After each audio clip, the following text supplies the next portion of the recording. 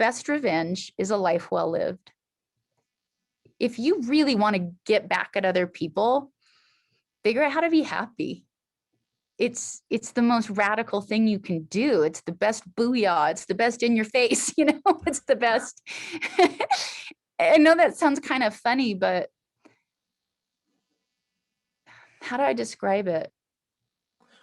It was like when you're abused as a kid, you internalize your abuser, right? I no longer had my dad to deal with, but I internalized his voice, the self abuse, the meanness, the nastiness, the watching every little thing. I became that person in my head, and I treated myself that way. And so it's like getting abused twice. You know, when you live with bitterness forever, when you let somebody's betrayal, like my mom, if I let that make me bitter the rest of my life, that's letting that win. And that might sound like a weird way to say it, but if you become bitter, you've lost. If you have lost the capacity to love, you've lost. You know, I have to define winning as being more loving, more kind, more open. Now, not dumb, not naive. We must become more discerning to avoid these things from happening again.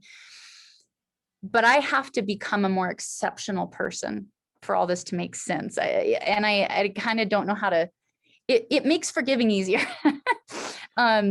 Because in order for you to let go of the bitterness, let go of the anger, you're going to have to cut your ties to it.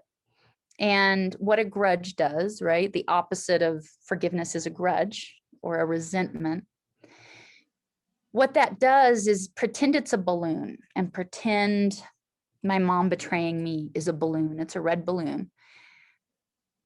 I would love to disassociate from that balloon, right? I'd love to no longer have to deal with that balloon. But the more I fixate on it and I say, that balloon's the enemy, that balloon is the worst thing that's ever happened, that balloon is the incarnate of the devil, I'm fixating on it. What it does is keep me in relationship to it. Coming back to relationship, my anger and my resentment keep me in a relationship to what I say I want to be free from. Does that mean I really want to be free from it? Or is that just some false baloney? Because I seem very invested in wanting to keep my relationship with it. The very frightening thing about forgiveness is it takes you out of relationship with it. That's really scary, especially if it's a parent, because psychologically, letting a parent go by forgiving them, your psyche knows what's up. Your psyche knows you're about to cut that string. And I want nourishment. Every human does. Every human wants energy to be fed. And if we can't get it through love and positivity, we'll get it through negativity and abuse.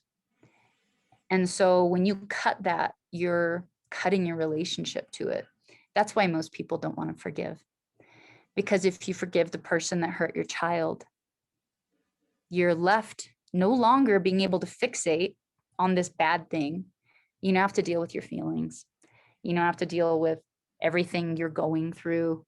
And it's a mess. It's not like a cute thing to stop focusing on the balloon and look inside yourself and go, this is kind of a shit show in here.